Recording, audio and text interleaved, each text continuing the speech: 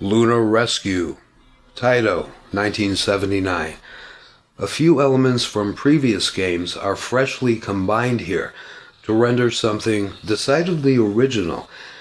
The premise of the thruster-controlled descent through rows of moving things has never been more enjoyably realized, at least in the arcade. This game runs on Space Invaders hardware, so the sound effects remain, as well as the screen overlay, which fills the hazardous sky of this hostile moon with an amusingly friendly rainbow. You're initially dropped from what's probably supposed to be a space station, but which looks for all the world like a giant space helmet. When you've safely negotiated a rocky version of what will become the bottom half of Frogger in 1981, in the other direction, and landed on a platform, one of the 6 men stranded on the ground sprints over and climbs into your vehicle. He runs so swiftly, in fact, that he could surely flap his arms and just fly to freedom on his own. Once he's on board, you're headed back upward, now with firepower. The boulders have transformed into flying saucers, and these are a lot of fun to blast. They blast back, but you can blast their blasts, which blastedly protects them more than you. If you hold down the fire button on the way up, you'll ascend faster instead of firing. This is occasionally a lifesaver. As in Space Invaders and most of its million derivatives, you can only have one projectile on the screen at a time, albeit a very fast one. When you don't have time to shoot a saucer out of your way, resort to the thrusters. Maybe I should call them retro rockets. This game is from 1979, after all. You don't have to land gently, as you do in, related gravity games. You can plunk right down onto one of the 3 landing sites with no finesse whatsoever. This is especially handy when you've run out of fuel. In that event, your craft doesn't explode, as it would in most any other game for some scientifically unsound reason. You simply lose the use of your engines during the descent phase. You can still move to the left and right, but you drop like a dead octopus. I've used that phrase in place of rock, because you indeed appear to be controlling a giant octopus. Of course, hasn't everyone kind of wanted to someday? What I am reasonably sure of is that this is the only game vehicle whose abilities change halfway through each sub-level, if you like. This adds a dimension that keeps the game from growing repetitive, no matter how long one plays. Every favorite game of mine, of which I can think at the moment, possesses depth not born of copious chores, stats, inventories, and wardrobes, but rather the inventive combination of uncomplicated elements. Complexity is best rooted in the interrelation of straightforward bits. As another example from Lunar Rescue, one realizes as he progresses through the first level that the landing platforms are disappearing as he uses them. It turns out that 2 of the 3 raised areas actually consist of stacked surfaces, 2 and 3 high, from left to center, with just 1 platform to the right. The narrowest ones, closest to the ground, grant the most points. This is a simple element on its own, but it provides a more elaborate challenge when considered in conjunction with all the other simple elements. Your fuel doesn't diminish when you accelerate on the way up, mysteriously enough, but I'm certainly not complaining. It's topped off when you've completed the level by rescuing and/or inadvertently killing, along with yourself, all 6 men, but not when you've crashed and recommenced. Thankfully, you don't run out of ammunition, but not everything can be destroyed. The occasional meteorite plummets through the sky, imperiling your return trip and resisting your firepower. Of course, even if you could shoot it, what would you have? Meteorite-shaped debris falling toward you. Not much of an improvement. The one-by-one nature of this rescue operation brings a question to mind. Wouldn't it have been smarter to show up in a means of transportation that could carry more than 1 passenger at a time? I'm aware that this would negate the game's whole concept, but just to deliberately stride too far into its context. What kind of rescue vehicle, whether from a space station or an aquarium, only holds 1 person, plus the pilot? The giant helmet at the top was clearly not built to fit the pilot's oversized brain. Matt Rutter's 8-bit Atari adaptation of Lunar Rescue is presumably unlicensed as it has a different name, Stellar Shuttle. Broderbund released it in 1982. It's even more fun than the original because you never run out of fuel. The title makes it clear that in this version, at least, you're piloting a shuttle. A stellar one. This apparently means that the gameplay occurs near a star. It can't possibly take place on one, right? Your shuttle would immediately burn to a crisp, and you'd feel quite gypped. In this unofficial conversion, your vehicle retains its arcade abilities, including the return trip firepower and acceleration, but the floating boulders never turn into spacecraft. An even bigger difference is that a person-eating dinosaur, or alien monster, or perhaps space yak, shows up on the second level. At first, he's centered between the landing sites, which now number only 2 and lie slightly below ground level. Talk about an awful place to need rescuing from. Those guys should look after themselves better. They make me risk life and limb, or at least graphic, simply because it never occurred to them to come up with a backup exit plan. They've duly marooned themselves on a moon with an asteroid belt in its sky. So whatever happens, they can take deep breaths and get their minerals. Admittedly, they've managed to get stuck in a very organized fashion, with 3 standing on each hill. If you descend close enough to the space yak, you can fry him with your engine flames.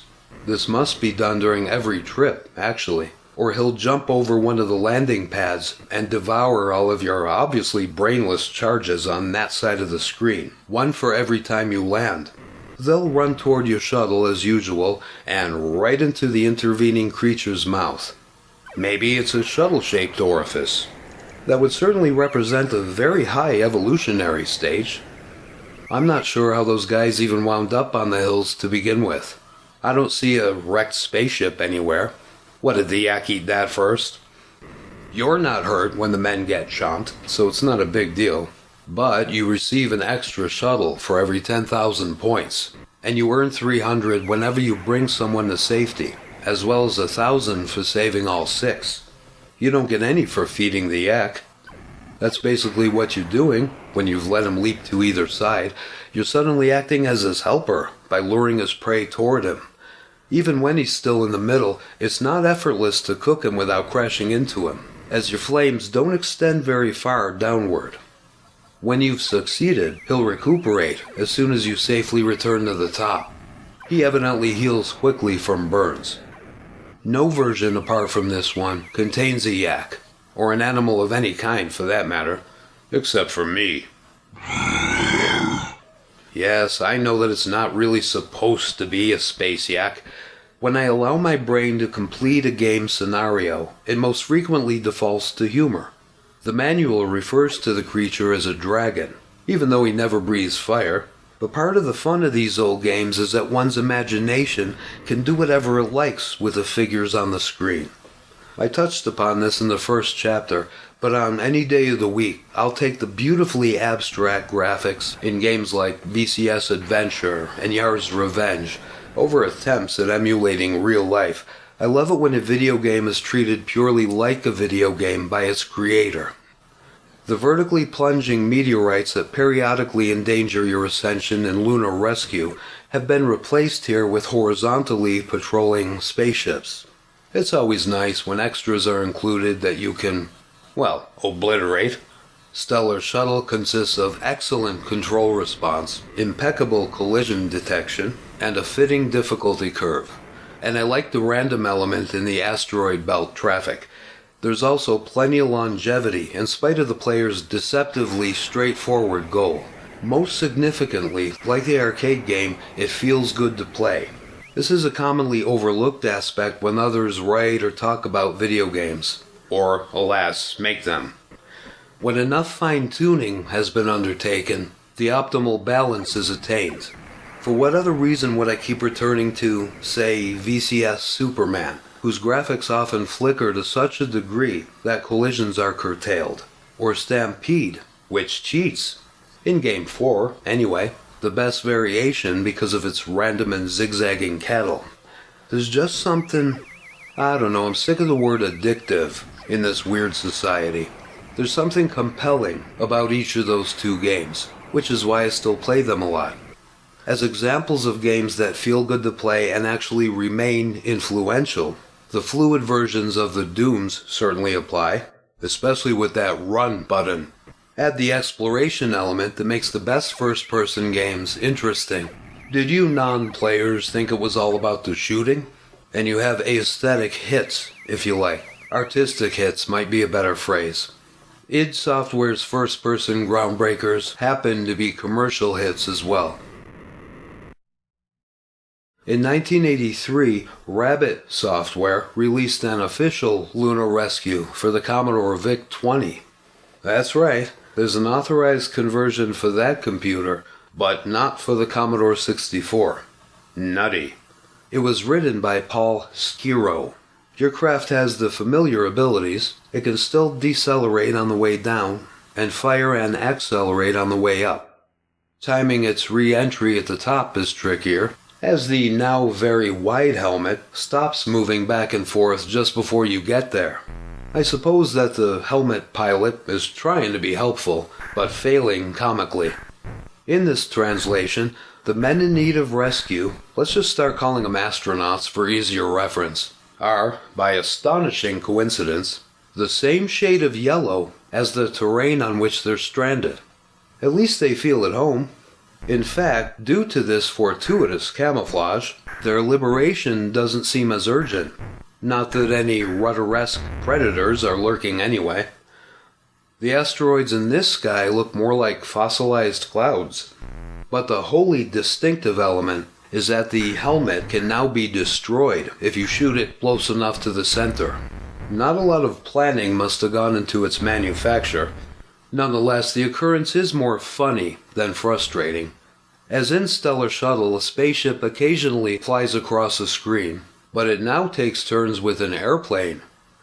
I don't know which airline that pilot's with, but he's way off course. This conversion is definitely interesting, as nearly all old games are for various reasons, but some fine-tuning was in order, such as rewriting the entire game. No. Given that the computer in question is not capable of hardware sprites, frankly, I'm impressed that a VIC-20 version of such a display-busy arcade game was endeavored at all. Also, he randomized not only the ships, airplanes, and rocky clouds, but the topography as well. Also in '83, a praiseworthy attempt at converting Lunar Rescue for the C-64 was made in the public domain capacity. L. Smithdale, who called himself Program 1 Software, wrote the game in assembly, but he mainly used unaltered keyboard graphics. It's more fun to play than one might think, and it's worth mentioning here. Even so, he wasn't terribly attentive to the title screen, which reads, Lunar Rescue. Get ready for a fun-filled challenge as you try to play billiards without gravity. There's something cool about playing with keyboard graphics at a machine language speed. Also check out the '82 public domain Galaga translation by Henrik Wening, W-E-N-I-N-G. With that being said, if Smithdale had the time and patience to study assembly, he wouldn't have found it difficult to read just a bit further and learn about sprites. The controls take some getting used to, due to your ship's very fast left and right speeds, but they afford accurate manipulation once you've practiced for a bit. You can finally push upward to slow your descent, rather than holding the fire button. You slow down so much, in fact, that you stop altogether and hover in place. As if to make up for this, you can no longer speed up on the way back. The asteroids, or bits of confetti, move at a snail's pace while you're firing, assuming that this is not a deliberate difficulty reduction. It suggests the possibility that the program is compiled BASIC, as opposed to machine language. I've checked in every way that my knowledge allows, and it doesn't appear to be, but that's not proof. As in every other home version that we've discussed, There's fortunately no fuel gauge / time limit. Now you don't see these astronauts until you land, so they're finally smart enough to stay out of sight until the coast is clear. Also, the helmet has been replaced with a giant space sombrero. Another difference between this game and the others is that you don't have to fly directly into the center of the sombrero to dock. Touching it anywhere will do. Moreover, there's rapid fire here. You only need to hold the button down. And it's very rapid fire, which is appropriate for such a dense confetti belt. It starts off that way, as the meaning of difficulty curve escaped the otherwise sharp programmer. The challenge doesn't increase much as the levels progress, unless you count the dwindling size of the single green patch on which you land. Come to think of it, the patch looks suspiciously like a putting green. So that's what we're rescuing these guys from, having to play golf. And they thought the Space Yak was as bad as it got. Precise controls and randomly arranged confetti. L. Smithdale did an admirable job.